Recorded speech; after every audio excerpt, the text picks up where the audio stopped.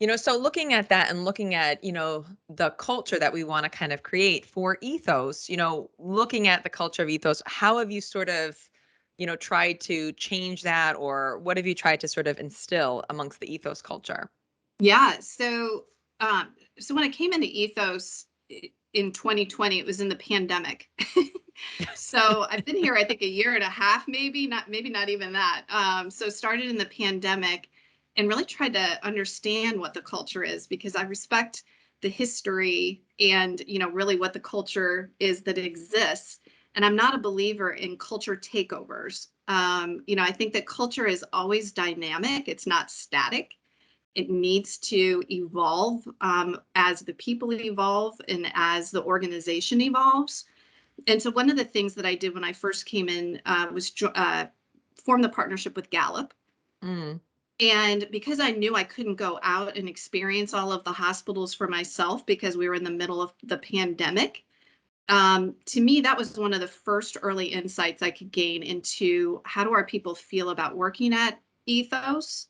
And I had one question in there, which was describe Ethos culture in 3 words, because everybody I'd ask, it could be a little bit different. So mhm. I'm like, let me just put it in the survey and let's see what it is. And the number 1 word was caring. And so to me, first of all, I was like, oh, I made the right choice of who to work for, because if that's how our people describe the culture is caring, that's what I want. That's what Yeah, we all want. And so how do we create this community of caring for each other and caring for the community within Ethos? And so really the benefits that we started to introduce were around this idea of creating a caring community.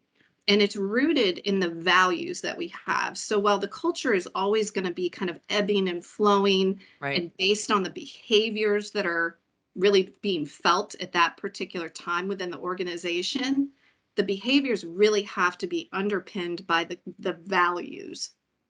So where I really focus is how are our values showing up behaviorally within the hospitals, because I know that that's what's going to form the culture. So I Mhm. don't focus as much on our culture needs to be X. It's more of what are the behaviors that we're seeing that impact how people feel and experience the culture. And it should feel unique at each location, right? It's kind of Right. like neighborhoods, right? Each neighborhood has its own little feel. And that's good. And that should be respected. Yeah. But the behaviors should be really pretty consistent throughout the organization, because that's what's the DNA of Ethos. Mm, So, like the community fund, we formed that. We gave out about $20,000 in emergency funding last year. We were in the middle of the pandemic. So, we took out waiting periods for health insurance, tripled the size of the social work team. We've formed employee resource groups to start building additional communities within Ethos. So we mhm. introduced the Pride Employee Resource Group. We recently introduced a People of Color Employee Resource Group. Soon to be this topic. We'll be forming a women's leadership group where, I'm hopeful that we can just really start to bring that community of women together and, you know, not only have tenured leaders, but also say, I'm not in leadership today, but I really would like to be. And I Yeah. really want to have visibility and exposure to women who are in those positions that, you know, I can start to network with and learn from so I can get to where they are, because that's really what my ultimate goal is. What do you think the big, like, so you have all these things, these are so exciting, these Yeah, they are initiatives that exciting. you've launched, and they're not all, I mean, it's not like they're all done yet, right? They're all a work in Right. progress, but do you have other things that are on your like big hairy goal list that you're like, this is the thing that if I could achieve this for Ethos, it would like be amazing.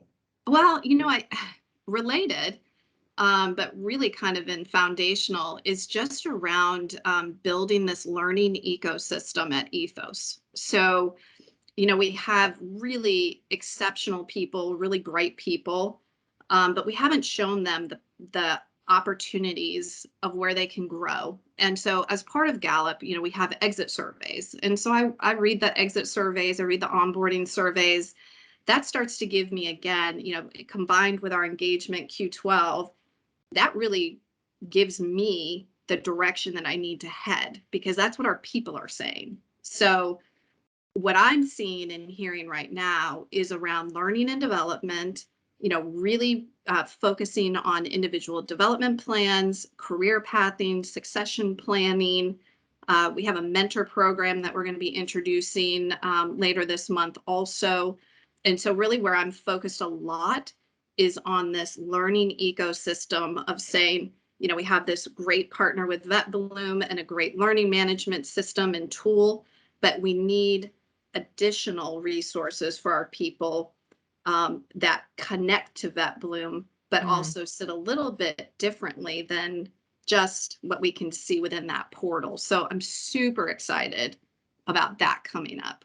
Yeah, that's awesome. I've always loved, I mean, you guys all know this, and I've said this before in the podcast, that I love working for this company. And I feel like this kind of discussion is exactly why, is that, it's never been a place where it's stagnant, right? Like we're good, we've got everything covered, it's set. There's always sort of that need or that desire to constantly excel and continue and to get better at whatever it may be. And so these types of discussions and what you're sort of working on, Holly, is exactly why, I love working for this company. VetBloom being a wonderful module that has tons of learning tidbits and videos and CE potentials and all these things on it for our veterinary staff, and kind of coupling that with them on the floor, I think is phenomenal. That's exactly what makes it so exciting working for a place like this.